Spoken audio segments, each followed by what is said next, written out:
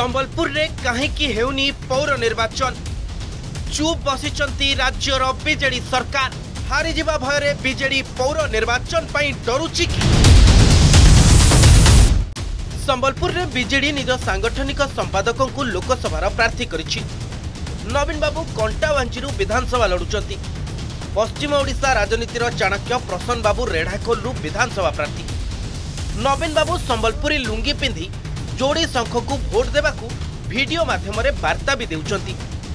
एही माने निर्वाचन आसिबाकू आ अल्प दिन थिला बेले बिजू जनता दलर संबलपुर पई केजाणी केउठू एते प्रेम आसिला, किंतु बोधे हुए राज्यर बीजेडी सरकार एकथा भूली जाइचंती 11 वर्ष हैला संबलपुर महानगर निगम रे पौर निर्वाचन हेउ नाही।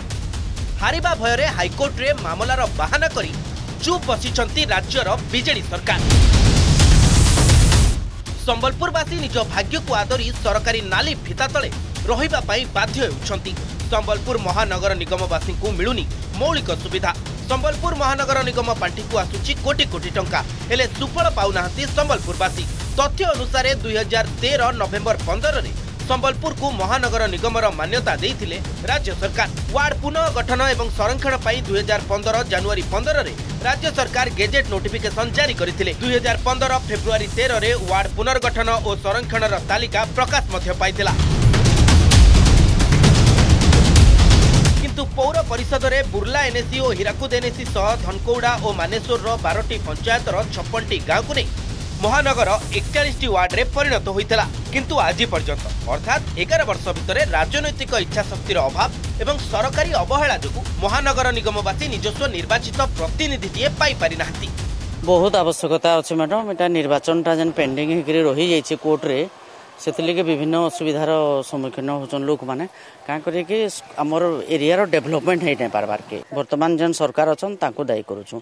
से जदि इंटरेस्ट नेते सब हो पारता क्या कर खामखियाली नीति आर जेन डोमिनेट करबार जेन गोटे अच्छे से लगे सब ना हबार के।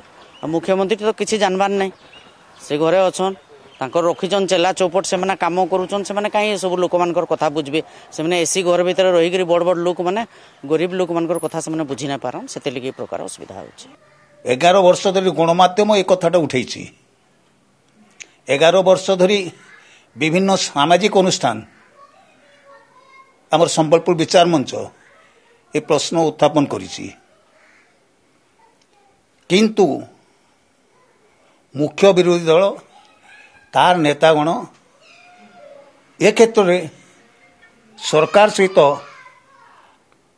हाथ मिलैछंती एवं लोकंकर स्वर को विधानसभा भितर एवं बाहर उत्थापन करि नाहंती। 2009 लास्ट निर्वाचन होइतला आ सेते बेले नीरा त्रिवेदी थिले हमर चेयरपर्सन थिले। तापरे 2013 बंद हो जाइए।